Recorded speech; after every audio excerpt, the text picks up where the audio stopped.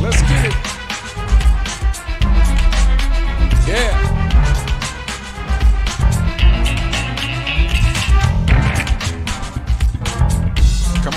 Come on in, like it, share it.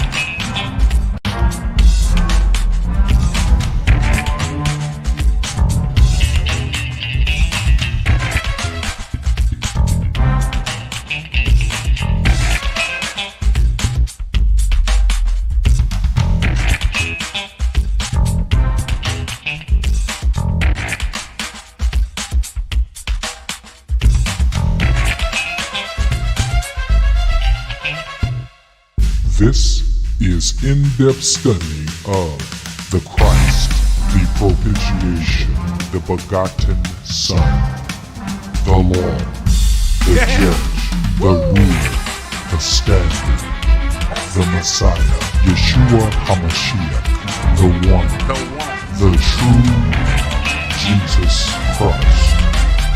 Here on Understanding the Bible Radio. On-screen study, Facebook Live, YouTube Live, on-screen, undeniable facts of Scripture. Understanding the Bible Radio, Ron Saxton here, back again with another one, Deuteronomy 14. We're going into chapter 14, taking a look at exactly what he said to the 12 tribes of Jacob, bringing them out of Egypt. We're going through each chapter, looking into it in depth, in detail. If you see something in there that you want me to know about, I need you to put it in the chat. I need you to comment on it. I need you to say something so I can talk about it while I'm here. Don't waste time. Just go ahead and put it in. Share it, like it is totally up to you. Please hit the like button. Hit the like button if you can, please. So, this can the YouTube or algorithms or whatever can do a little something with something. I don't know. Anyway, we're almost up to 1,000 studies, man. It's been a long time, still going, not stopping. Last Deuteronomy 13, we just talked about, me and Helena here. We just talked about Deuteronomy 13. And he's listen, you don't go to any other gods. You listen to me, you stay hold of me, you worship me. Anybody else just telling you to go that way, what you're going to need to do is you're going to need to kill. That's what he said. You're going to need to stone them. That's what he said. So it's up to you. I mean, that's what he said to them. Now, currently, what he's saying in his current covenant with us is to shake the dust from our feet as we leave them. They won't hear you. They won't listen to you. Shake the dust from your feet. Just turn away from them. Shake the dust. He's the one that dishes out judgment and payment, not us. He is. He's the one to dish out rewards. Matter of fact, he is the one who is salvation. Period. We're going into Deuteronomy 14. Let me know. I got a question up there. Let me know, how do you feel about the channel? Let me know how you feel. Honestly, let me know. Okay, so we're going to go in here up here to Deuteronomy 14. Now I'm going to read through it. And then we're going to talk about it, me and Helena. We're going to analyze it, talk about it. We're going to dig deep, see what we can see, go into some definitions if we need to, right here on screen. BlueLetterBible.org is the website I'm using here for the Bible to be shown on screen to you on your device. I want to thank you for stopping by. Going right in. Ye are the children of the Lord your God. Ye shall not cut yourselves. No cutting. Don't cut yourself. I think that includes piercings too, I would believe. Nor make any baldness between your eyes for the dead. Wow. I have to look into that one. For thou art an holy people unto the Lord thy God, and the Lord hath chosen thee to be a peculiar people unto himself, above all the nations that are upon the earth. Thou shalt not eat any abominable thing. Okay, now we're going to start talking about the eating. These are the beasts which ye shall eat, the ox, the sheep, and the goat. My grandmother used to love her some goat. She sure did. The hart, and the roebuck, and the fallow deer, and the wild goat, and the pygarg, and the wild ox, and the, I want to say, chamois. We'll look at that in a moment. And every beast that parteth the hoof, and cleaveth the cleft into two claws, and cheweth the cud, among the beasts that ye shall eat.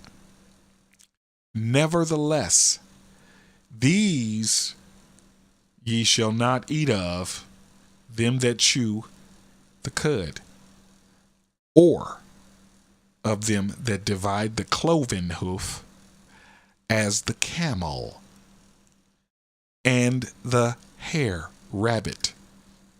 Granny used to like some rabbit too. And the coonie. I guess that would be a raccoon, maybe. I'm not sure. For they chew the cud, but divide not the hoof. Therefore they are unclean unto you, is what he's talking to in regards to the 12 tribes of Jacob.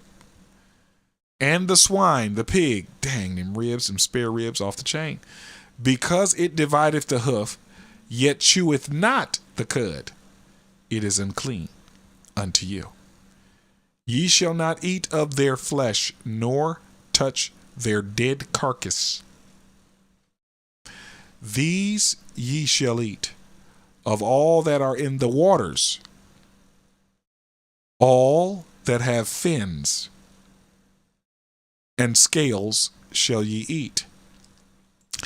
And whatsoever hath not fins and scales, ye may not eat. It is unclean unto you. Of all clean birds ye shall eat. Clean birds now. Okay. But these are they of which ye shall not eat. The eagle. It's not clean. The eagle is not clean. And the ossifrage, and the osprey, and the glede, and the kite, and the vulture after his kind, and every raven after its kind, and the owl, and the nighthawk, and the cuckoo, and the hawk after his kind, the little owl, and the great owl, and the swan, and the pelican, and the, I want to say, gear eagle, and the cormorant, and the stork, and the heron after her kind, and the lapwing, and the bat, coronavirus, and every creeping thing that flieth, every creeping thing that flieth is unclean unto you. They shall not be eaten. But of all clean fowls ye may eat. Ye shall not eat of anything that dieth of itself. Thou shalt give it unto the stranger that is in thy gates, that he may eat of it. Or thou mayest sell it to an alien. We're not talking about a being from outer space. We're talking about a human that they would consider an alien. For thou art an holy people unto the Lord thy God. They are holy already, even though they've been messing up. They holy to him, he says. Thou shalt not seethe a kid in his mother's milk. Thou shalt truly tithe all increase of thy seed, that the field bringeth forth every year by year. And thou shalt eat before the Lord thy God in the place which he shall choose to place his name there. The tithe of thy corn, of thy wine, and of thy oil, and the firstlings of thy herds, and of thy flocks, that thou mayest learn to fear the Lord thy God always. I'm sure that would be respect, because if you respect him, you're doing what he said. And if the way be too long for thee, so that thou art not able to carry it, or if the place be too far from thee, he made provision there. Look at that. Which the Lord thy God shall choose to set his name there, when the Lord thy God hath blessed thee, then shalt thou turn into money, and bind up the money in thine hand, and shall go into the place which the Lord thy God shall choose. And thou shalt bestow that money for whatsoever thy soul lusteth after. Wow. For oxen, for sheep, or for wine, or for strong drink, or for whatsoever thy soul desireth, and thou shalt eat there before the Lord thy God. And thou shalt rejoice, thou and thine household. And the Levite that is within thy gates, thou shalt not forsake him, for he hath no part, no inheritance with thee. At the end of 3 years, thou shalt bring forth all the tithe of the increase the same year, and shalt lay it up within thy gates. And the Levite, because he hath no part, nor inheritance with thee, and the stranger, and the fatherless, and the widow, which are within thy gates, shall come, and shall eat and be satisfied, that the Lord thy God may bless thee in all the work of thine hand which thou doest. That is the end of Deuteronomy 14. Helena, are you prepared to do anything here at all? I know you're doing some other stuff. Just wondering. I'm just asking ahead of time. Well, I mean, for preparation, I'm listening to as you're reading, and I'm just circling the ones I want to go over. But this is a very interesting chapter, because even with verse 1, I know you said you wanted to go into we can do it right now. So let's start. Yeah, go. That's all right. Go ahead. Yeah. Yeah. He's saying here, don't cut yourselves. Right. Or make yourself bald for the dead. Very specifically for the dead. So my question here is, we have Christians today that says you can't get tattoos. They associate tattoos with this. So let's talk about that. Is a tattoo, is that the same as cutting yourself? Well, I'm going to say no, because they also did ink themselves. The Egyptians did it. I know other Gentiles around them were probably doing the same thing in their different way. But this is really a cut. Okay. Okay. So it's like I would understand. Blood, bleeding, cut. You know what? We're going to take a look at it. H1413 in the Hebrew. The original language sounds like this. Strong's H1413. Gadad. I want to say hello to Jackie Fortner. Jackie's back. Good to see you. Talking about Deuteronomy 14, the whole chapter. We're going through it in depth. If you can't stay, that's okay. It'll be here. You can always come back to it later. Cut, gather together, assembly by troop, gather. That's the way we translate it in the KJV. Outline of this definition from the Gesenius Hebrew lexicon is to penetrate.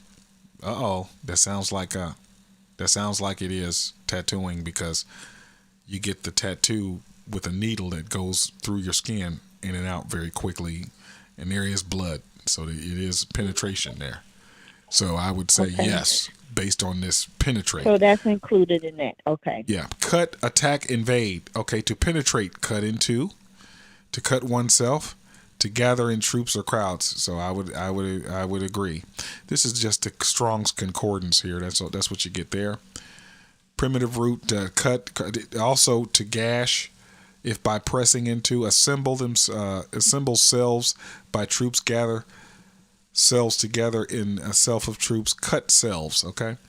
To cut into, let's see, the Hebrew lexicon here, the Gesenius or Gesenius, I don't know which one, but there it is. There's some Arab in there. Look at there. See, that's Arab right there. To cut into this Arab right here, right there. To prune a vine, to cut cloth from the loom, not to cut ourselves is what we're looking for. Okay, so let's take a look. Let me see if I can see it. Deutoronomy. See if I can find it. I can't wait till they get this to be interactive like the Greek lexicon is here on blueletterbible.org. All right, you click your Strong's box numbers and your preference when you sign up. There it is right there. Hithpoel. I guess I'm saying it right. To cut oneself, to make incisions on one's skin as in mourning. Okay, well, so I guess they would, when they were sad, like we have today with the mental illness or disorder that they claim or talk about, how people that are mourning or hurting inside or whatever, they cut themselves. Okay. Jeremiah 16:41-47, and we have or as of afflicting the body for any cause, Deuteronomy 14. That's where we are. All right. So there you go. To crowd in great numbers. No, that's not what we're talking about. Okay, there we go. So in any way, inflicting the body. So if you are inflicting your body when you tattoo yourself, So I would go with that. I want to go with baldness. I also want to see what baldness is. Yeah, I was gonna say, what's up with this baldness in the middle of your face here? Yeah, they must have eyebrows that connect it. I was just what I'm thinking. I was trying to picture that. Yeah. Like, who does Unibrow. That's what I would think, because it does it, and it can grow down the nose too. It can grow down the nose, right between the eyes. The hair can. So let's see what it says. Strong's H 7144. Not to cut that. Korcha. Right. Korcha. Right. Yeah. Second entry. Don't shave it. Korcha. Korcha. Shave it or wax it or whatever, Baldness, bald. Let's see. This is it. Of the crown of the head, such as mourners made by shaving their hair on the front of the head. Okay, so that would be your eyebrows. Don't shave that in the middle, right there. He's pretty detailed between your eyes for the dead. Weird. Yeah. Well, that's because you're not back then. They didn't have the same, beautifying customs, I guess, as we have now. What's cool and what ain't. You got a unibrow. I mean, you cute, but you got a unibrow. I just can't get over that. I can't get over that. Well, I can't marry you. I don't want my son and my daughter to have a unibrow. Are you serious? You got a good person in the Lord and probably have a unibrow. Yeah, I don't know if I can get over that. No, I don't know if I want my kids to have a unibrow. Well, wait a minute. Are you saying that we are supposed to have unibrows? No, I'm not saying that. I'm just saying they did back then. Okay, because I was going to say, oh my God, I can't imagine that. There are some that there are people that have unibrows, and I commend them. I mean, especially women that have it, and they don't do that eyebrow arching to make their eyebrows look perfect. Some of them look like, I don't know. Lord. The eyebrows look all funny and weird, look like they draw them on and all that. Some people have unibrows, some women have unibrows and they don't cut it. They just leave it as it is. I commend them. They should, but okay. No, I don't think they should. I think they should leave it as it is. Be natural, okay, Lord gonna have to deal with me with this unibrow. That's right. I can't see it. I can't do it. You got to get you over yourself. Got to get you over yourself. You got to do it. Got to do it. And just think, before the angels, the watchers came down and taught them how to make themselves up and all that kind of stuff. And just think of everything, that they would have. Hair up under their armpits and whatever. There wasn't no big thing to them. It wasn't about that back, but now we about that. And after they came and showed them about beautifying themselves, that's what it's about. That's what they claim is, beautiful or whatever. But anyway. For thou art an holy people unto the Lord thy God, and the Lord hath chosen thee to be that's verse 2, peculiar people unto himself, above the nations that are upon the earth. Okay, what else? What was your ones that you had? What else did you have? Now let's talk about verse 2 a little bit, because in the old covenant, he's telling them, "You are a holy people unto me. You are very peculiar." Okay, and we see this also Paul talks about this in the New Covenant, Mm-hmm. being separated unto a holy people, a peculiar people, Mm-hmm. unto the Lord Jesus Christ. So we see that fulfillment there, and even what he said to them. This is very important to the Lord, just like when we was talking about how worship, worship is important to him. It is just as important to him, that we as people, rather here in the Old Covenant or even now, that we understand that we are a holy people unto him. Because with the Gentiles, as you can see here in the Old Covenant, they wasn't a holy people. They were unclean, impure, everything under the sun. So that you see that whole separation there is he's separating. He's cleansing and purifying with us now. He's cleansing and purifying. Here, he's saying, you are holy. You're holy people unto me. Now, if you're holy people unto me, why would you eat these things I'm telling you not to eat? So, as you read this, you got to ask yourself, like, okay, did they see themselves as a holy people? Well, probably Did they not. see themselves as holy? Because, as we go on, you see what they do, but... Yeah, probably not, because somebody had to tell them they were. And he was telling them, you are a holy people unto me. Okay? He's telling them, making it known to them. Let's take a look at holy in the Hebrew here. Strong's H, 6918. Kadosh. Kadosh. Kadosh is the way Second it's pronounced. Entry. Kadosh. Kadosh. Same deal. Holy, all right, it's the way we translate it. A saint, holy one, whatever KJV translates to H6918. All right. Sacred. Look at what holy. Let's look at holy now. This is what we look at. Everybody wants to be holy. Take a look. This is the Hebrew definition now. Sacred. Holy. Now, we're not the Holy One, okay? There's only one that is Holy One. Saint. Set apart. Set apart. Which one do we see here? We see, I know here I would understand this would be sacred, holy, and set apart people unto God. He's the one doing it. And we need to understand that's what he's doing under the current covenant now, not the one that we're talking about in Deuteronomy. Okay? You got to understand that. Jeremiah 3:8 tells you that he, the Lord, divorced that covenant. You got to understand that. You got to understand there's a new covenant that you need to learn about. Okay? All right. So Strong's concordance, only concordance here, definition there. It says sacred, ceremonially or morally, as noun, God, by eminence, or angel, a saint, a sanctuary, holy, holy one, holy saint, right there. Okay. Now in our Gesenius Hebrew lexicon, okay, which is going to break out this definition of Kodesh. Okay, we're going to find our Deuteronomy because there's plenty here. We're going to find Deuterononomy and see what definition is there. Is this still a Hebrew word you're looking into, Hebrew. or a Greek? This is the Hebrew word we're looking into. Kodesh, he said. Okay. I believe that's the way it was back then. Don't. You guys check it out yourselves. Don't remember me based off me. Look here. Let's take a look for our Deuteronomy. There's plenty here, so we got to just take some time and be diligent and look into it ourselves. Deuteronomy 7:14. There it is. So now. It says, followed by a let's see, consecrated to Jehovah, comma, right there, Deuteronomy 14. Consecrated to him. That's what he's talking about.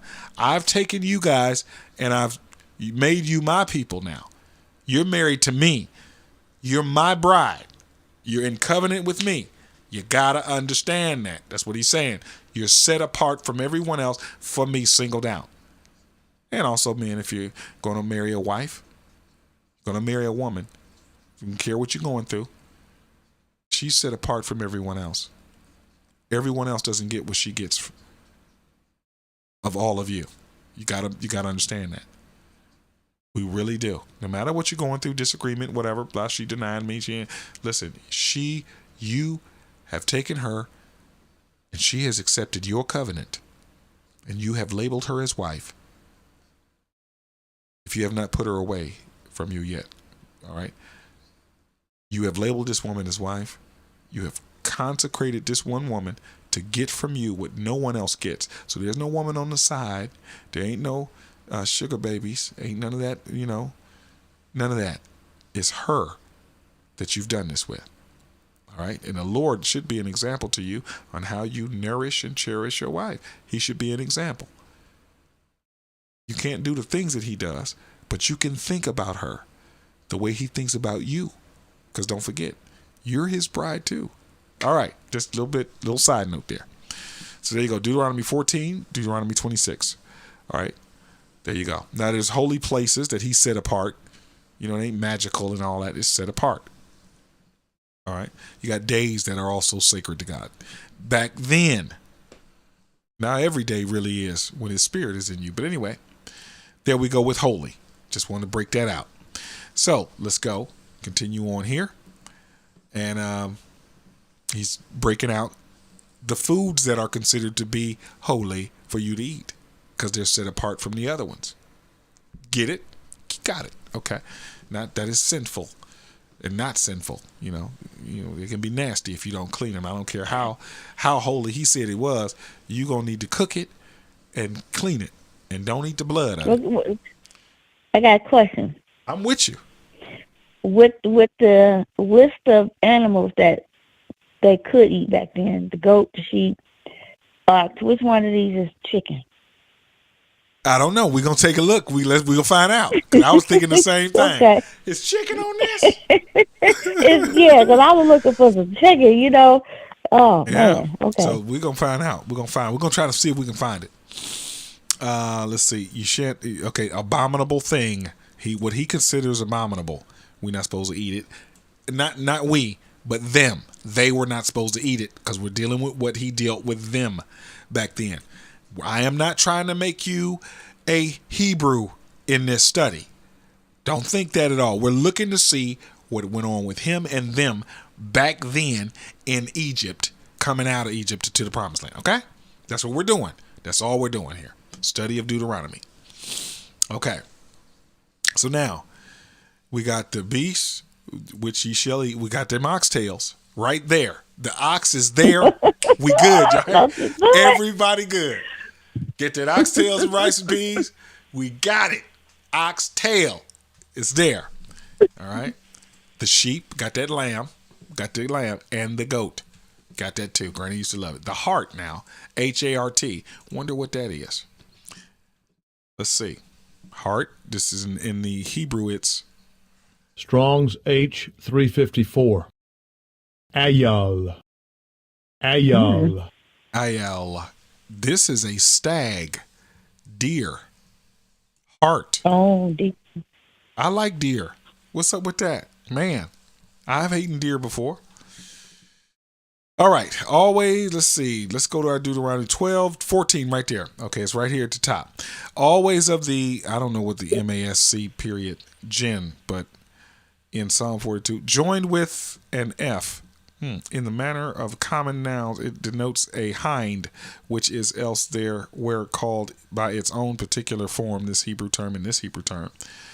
Let's see. Arab, wild goat, mountain, goat. Okay, mountain goat. That is a chamois, I think. And I think he says something about a chamois other down in this thing.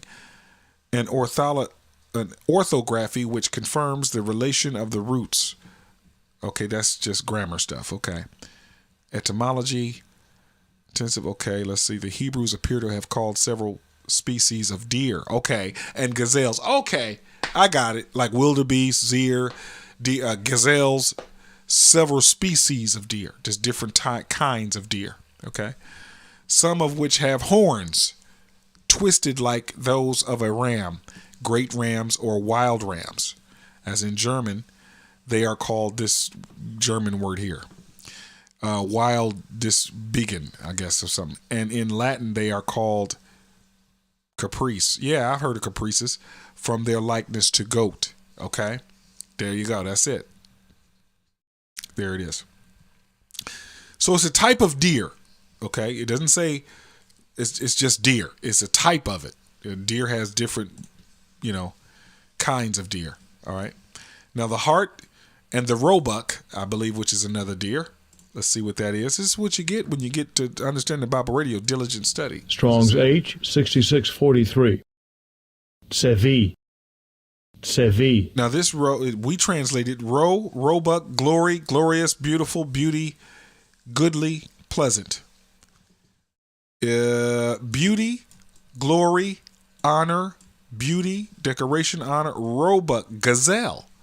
Okay? Roebuck, gazelle. Perhaps an instinct animal, exact meaning unknown, also is in the lexicon there. It's all right there. All right, so our Deuteronomy in the breakout, in the page of the lexicon. Where is it? It's not showing it. Daniel, I see. Daniel doesn't reference our Deuteronomy here on the lexicon. That's okay. We got some idea. Roebuck and the fallow deer. See, these are all types of deer then. All of these types. Okay. And the wild goat and the peregrine. Now that's interesting. And the wild ox and there's the chamois again. That's another deer style. All right, but let's go to this one. G1788. Strong's H 1788. Dishon. Dishon. Wow. Dishon. That's the way they pronounce our word peregrine. A clean animal. All right. Peregrine of any kind of antelope or gazelle. There you go. Of any kind of. Okay. Perhaps mountain goat. That's Perhaps extinct animal. Exact meaning unknown also is in there. There you go. All right. So this is another type. It's a clean animal. It says in the definition. We're going to say pygar is chicken, okay? That's Pygarg. chicken. No. The pygarg is what we just looked at. Okay? It doesn't say nothing about bird there. It's not. All right. And every beast that parteth the hoof and cleaveth the cleft in two claws and cheweth the cud among the beasts that ye shall eat. We can eat them. Okay? We can have them. Okay, we can have all this. These are the beasts ye shall eat: the ox, the sheep, the goat, the hart, roebuck, fallow deer, wild goat, pygarg, wild ox, and chamois, either one. And every beast that parteth the hoof and cleaveth the cleft in two claws and cheweth the cud among the beasts that ye shall eat. Okay, we can eat them. Got it? Now, have you So I can eat ever deer. tried goat? I have got Or Granny. sheep? Granny used to love her some goat. Whenever she can get her hands on it in the grocery store, she gets, or somebody killed a goat and called her up. Hey girl, I got a goat out here. I'm gonna get you want some of this goat I got. She was on it. Yes. It So says it we can wasn't. eat It wasn't like didn't have that gamey taste. You know I what I don't. mean? I don't know. It might, but that don't mean you can't eat it. Because I like some deer. You can eat it. We can eat some deer. Okay. Until he tells me it's some other type of deer we can't eat as we go down. Nevertheless, ye shall not eat of them that chew at the cud, or for of them that divide the cloven hoof as camel. I ain't never ate it. I ain't even interested in eating no camel, and don't want them near me because I don't want them to spit on me. Now the rabbit, Granny ate rabbit before. I didn't had it. Yes, I have. As a kid, I have had rabbit. All right. Now, then you got the coney next after that. So let me go here. Let's see what this says about the hare. Strong's H 768. Erneveth. Okay, now this is the hare. It says probably an extinct animal because no known hare chews its cud now. We don't have this hare that they had back then. Okay, the rabbits we have now, they don't chew at the cud now. Okay, so even in this lexicon, when they did it in the 1800s, they know the rabbits today don't chew cud now. Okay, so this is probably an extinct animal. That's why they're saying that. Exact meaning is unknown and best left untranslated as Arnabeth. Okay, that's what they're saying. That's all it is there. Who regards and quadrilateral as being compounded of this Hebrew term to pluck, to crop, and to produce hair. Okay, so there it is. There's nothing else I can click on to make that bigger. So there you go. So the hair, they're saying even in the 1800s is probably extinct because nobody knows where it is now, what it, that kind of thing. So would that make the rabbit today a clean animal to eat? Because the rabbits today, they don't chew the cud. Okay, not unless he's about to, vegetables or whatever. Not unless he's about to give us another name that's going to say a rabbit, then we'll know. All right. So here's the next one. Strong's H 8227. Shafan. And this is the coney here. This is coney in our language. The coney. Let's see what it is. Shafan, coney, rock badger. That might be a wolverine. I don't know. Coney, harax. Let's see. We know this is not a person, so I'm skipping these definitions here. So it's right in our the top. Rock rabbit. The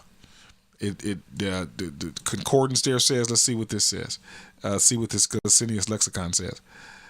A quadruped which chews the cud like a hare. Okay. Which lives gregariously on rocks and is remarked for its cunning. All right. The rabbins render it cooney more correctly in the LXX. In 3 places, the Greek there is shown, some other language is shown there. I don't know, Jaculius, maybe that's Latin, I'm not sure. Arab is there. An animal of the size of a cooney with a head resembling that of a hog, okay? And long hind legs fitted for leaping, like a kangaroo maybe. Okay? Something like that. It inhabits burrows dug in the mud and is remarkably cunning. It is either so-called from its burrows in which it hides itself, or from its cunning. There you go. So I've never seen one of those, and I know it ain't no raccoon. So I don't like raccoon. I've had some in my kid days. The first time I had it, I didn't want no more. For they chew the cud, okay? And if raccoons don't chew the cud. But divide not the hoof, therefore they are unclean unto you. What's next? Swine. Let's look at the swine. Just for clarity. I love Strong's me some ribs. H 2386. Chazir. That's something I might do this week. Maybe next weekend I'll oven roast some ribs. Hog, we know what that is. Swine, we know what that is. Boar, we know what that is. That's pig.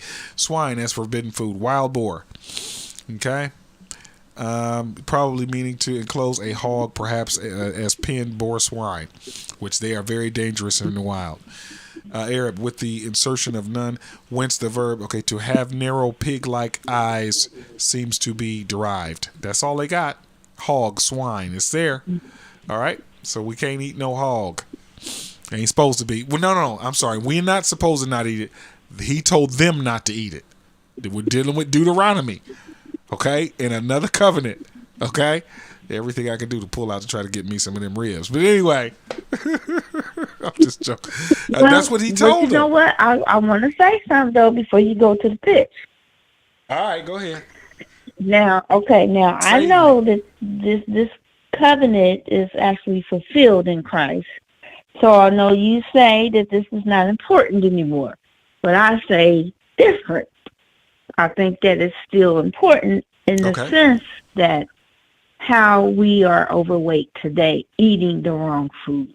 I wouldn't say the wrong foods, but maybe too much of the foods. For example, let's just go with some of these things he said do not eat, like the swine and all the rock badgers and all of that. I don't know how long ago it was, but I did a little research on some of these animals, and I found that they ate the diseases. Oh. Or they held the diseases. So when you ate these animals or these meats, Yeah. then you got the same stuff, the diseases and stuff that Yeah. you know. So I mean, I'm just saying, like today, I would still see that it's really important that people kind of watch what they eat because Yeah.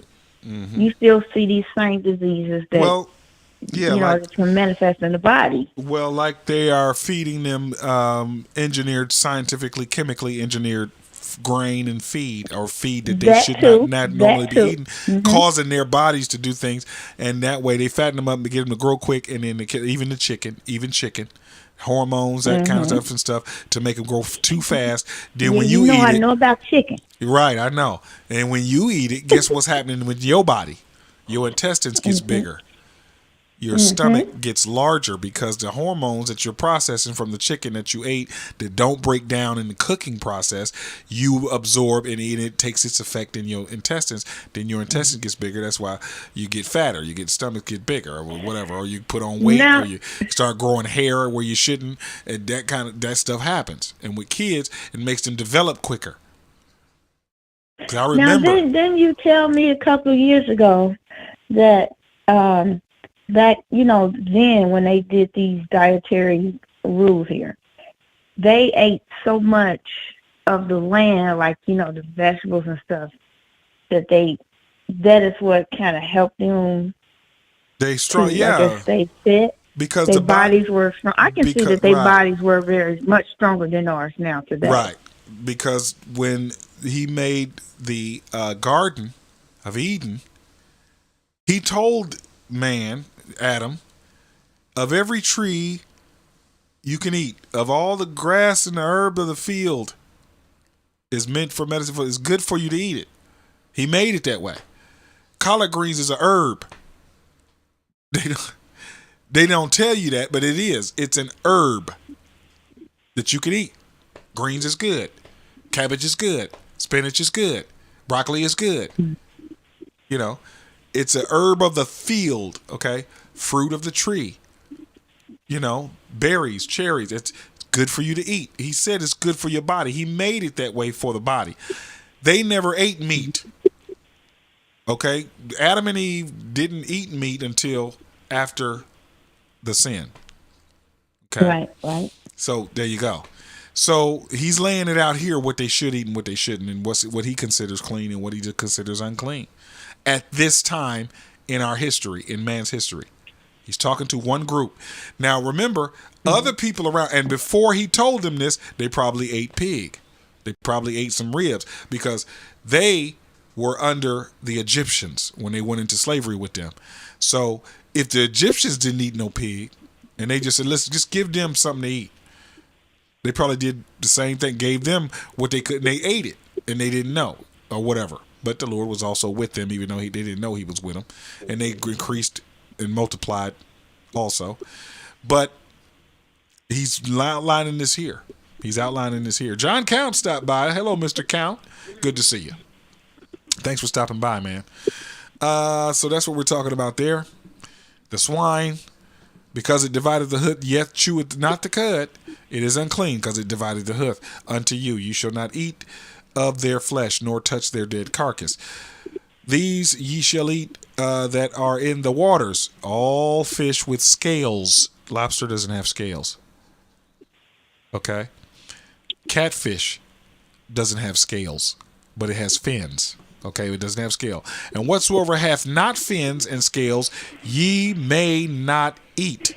It's got to have whatever doesn't have fins and whatever doesn't have scales. Okay, don't eat sea eel, So octopus, eat the bottom feeders. right? Octopus, sea eel. What is that other stuff? That little squid type stuff. We're not supposed to eat squid. We're not supposed to have it. We're not supposed to eat clams. It doesn't have fins. It doesn't have scales. We're not supposed to eat shark. Shark doesn't have scales, I don't believe. If I'm correct. I could be incorrect on that. All right. No, Whale. shark I doesn't don't have think scales. whale have scales. Seals don't have scales. We're not supposed to eat seal. Okay. It's unclean unto you. All of all clean birds ye shall eat, but these, now we're gonna try to find the chicken out. I ain't gonna eat the eagle. Now the ossifrage, I don't know what that is. Osprey, not sure what that is. We're gonna open them two up next and see what we got.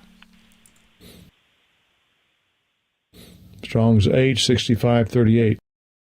Peris. Peris. Ossifrage is how we do it. Birds of prey. Okay, birds of prey. I mean birds. I guess birds that eat other birds. We're not supposed to eat them. Perhaps bearded vulture. See, the birds eat anything. They'll eat your dead body. Or ossifrage, perhaps an extinct animal, exact meaning unknown. They couldn't track it down when they were doing the lexicon. So there you go with that one. Here's the next one. Strong's H 5822. Osnia. Osnia. Osprey is how we translate that. An unclean bird of prey. Osprey, black eagle, buzzard. Okay, we don't eat that. Perhaps an extinct bird, meaning unknown. Again, there's another one. And there's a little bit of a lexicon there. Deuteronomy 14:12, a species of eagle, so called from the acuteness of its vision. All right, so there you go. We're not supposed to have nothing to do with that type bird. The glede and the glede, well, I don't know what that is. Let's see. And kite, I don't know what that is. Let's take a look at them too. Next. Strong's H 7201. Ra'ah. Ra'ah. Birds of prey, perhaps like kite or hawk. Okay, they're birds that hunt other birds. And mice and rodents and stuff like that. A species of ravenous bird, so called from the keenness of its sight, but in the parallel place, there is vulture, which is perhaps to be restored, also in Deuteronomy. Okay, so here's the next one. Strong's H 344. Ayah. Ayah. Hawk, falcon, kite. Okay. Falcon is there. It's deemed as that also. So there we go. Some unclean, clamorous bird of prey. All right. To which Deuteronomy 14 is right there. 14 verse 13 right there. To which very great acuteness of sight is attributed. Yeah, they can see real good. Sometimes render a vulture. Sometimes they say sometimes kite. Okay, just to let you know that it is a kind of falcon. That's what a translator says it is. Called by the Arabs, this Arab term here, falcon sasalan, now called smeril, emerilin. All right, merlin. However, the Hebrew word may perhaps be more comprehensive and include all the hawk or falcon tribe. Okay, so we're not supposed to eat that. And every raven, we know what that is. We ain't gonna do that. The owl, we know what that is. Hawk, cuckow. What is cuckow? Let's see. And the hawk of its kind. Let's see. What is cuckow? Here it is. Strong's H 7828. Shachef. Shachef. A ceremonially unclean bird. Cuckow, gull, seagull, sea-moo. Behind an extinct bird. Maybe an extinct bird. I don't know where I got behind from. Exact meaning unknown. Okay, seagull, a gull style bird. All right. So called from its leanness. All right. That's what it's saying in the Gesenius there. Little owl, we know what that is. Swan, we know what that is. Pelican, we know what that is. And the gear, eagle, we know what that is. It's a type of eagle. Cormorant, let's see what cormorant is. Strong's H 7994. Shalach. Shalach. Bird of prey, all right, basically. Usually thought to be a pelican from casting itself into the sea. So there are birds out there that are out there on the sea, out there. I mean, not just at the shore, they're out there, and they can fly down into the ocean, fly down inside the ocean, swim and down there to get some fish that they can see from the sky, way high up, and get the fish under the ocean, and come back up and fly away. They're able to do it. They can go down, deep down in there, and get something out and come back up and fly right away. I seen it on one of the BBC Planet documentaries. I was freaked out. I was like, wow. All right, so that's what they can do. I think this is what we're talking about here. They can go down into the water and get it. They can cast itself down from the highest rocks into the water. Okay, so there you go. Don't eat them. The stork, we know what that is. They bring the babies. That's where they come from. And the heron, what is heron? After her kind. And the lapwing, what is that? And the bat, we know what bat is. Coronavirus. Strong's H601. Anafa. Unclean birds, perhaps a heron. What is it? Let's see. A parrot. Perhaps a parrot, maybe. Parrot species. All right. Unclean bird, which there are several species. A bird living on the hollows and banks of rivers. Okay. Perhaps a sandpiper. Renders it angry bird with the Hebrews themselves, and he understands the bird. I don't know what that is. Bocart does render it that. Angry bird. Kinds of eagle, so called from its angry disposition. Among irascible birds is also the parrot, which is here understood by both the Arabic versions of it. Okay, so there you go there. What is this one? Strong's H1744. Lapwing. Duchifath. Ooh. Duchifath. Unclean bird, probably hoopoe, it says in the outline here. Uncertain derivation, the hoopoe, or else the gross lapwing. Okay? Nothing about chicken, Helena. You still good so far. All right. Mountain cock, Gallus mountainous, Montanus, some unclean bird. Let's see what else. I don't see anything else there. So there you go. Nothing else there. They're doing a lot of comparison in their studies. We know what the bat is.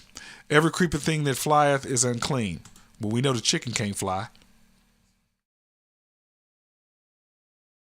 Let's go to the H5775. We're almost out of here. That's a blessing right there. Strong's H5775. Oath. Foul bird flying filleth, flying creatures, foul insects, birds, foul birds, winged insects. You ain't supposed to be eating them insects, but people do it to survive wherever. Well, that's what they back then. All right, there you go. So it doesn't say nothing about chicken yet, Helena. And every creepy thing, okay, but of unclean fowls you may. Of all clean fowls you may eat. Ye shall not eat of anything that dieth of itself. Okay. Give it to somebody else. All right. What do that mean? Diets of itself. That's real. That's real good. That's a good one. Let's pull it up. Let's see. That's what we do here. Understand the Bible Radio. Strong's H5038. Nevela.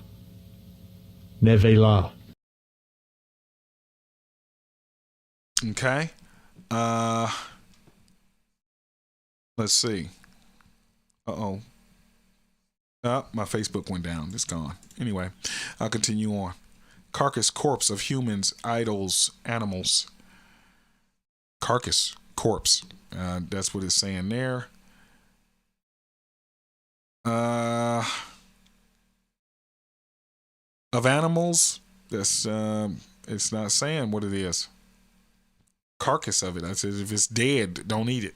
And if you don't kill it, I guess don't eat it if you find it dead.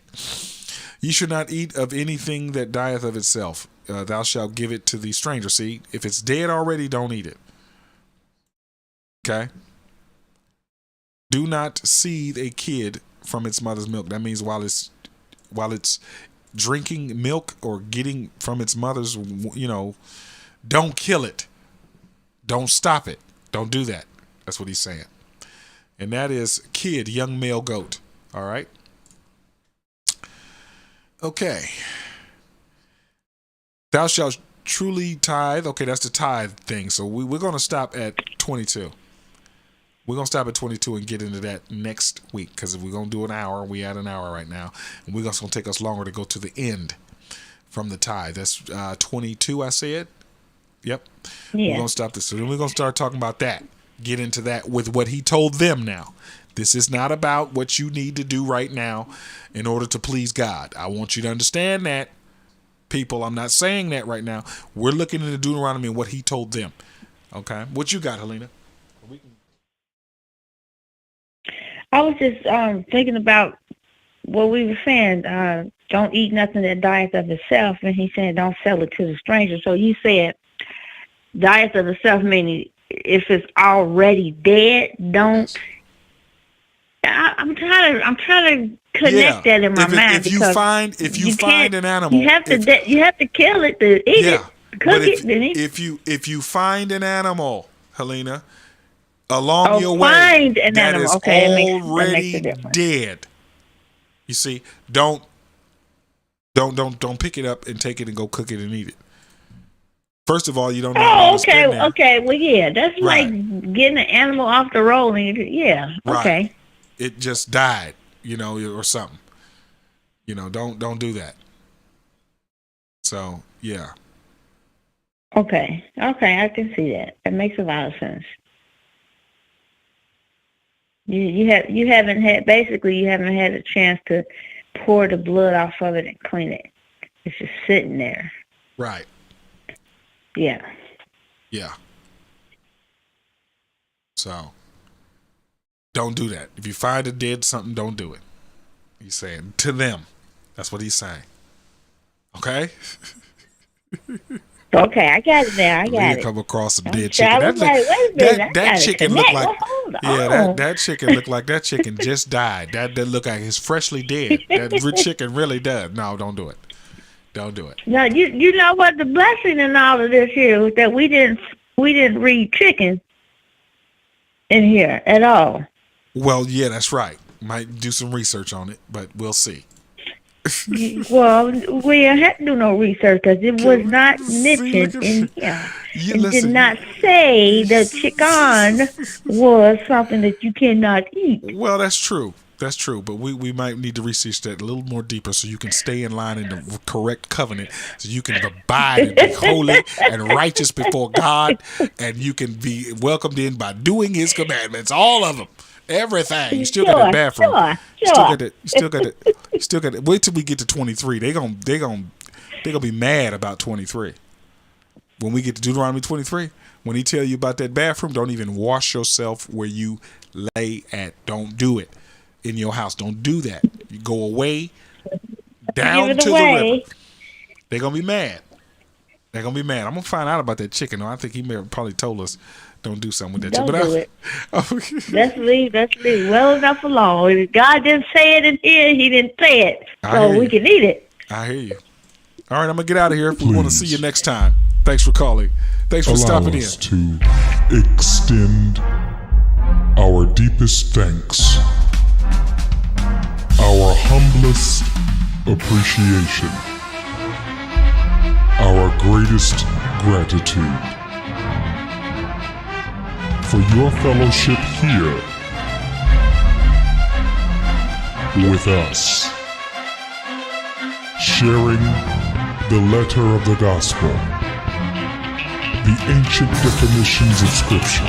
This is Understanding the Bible.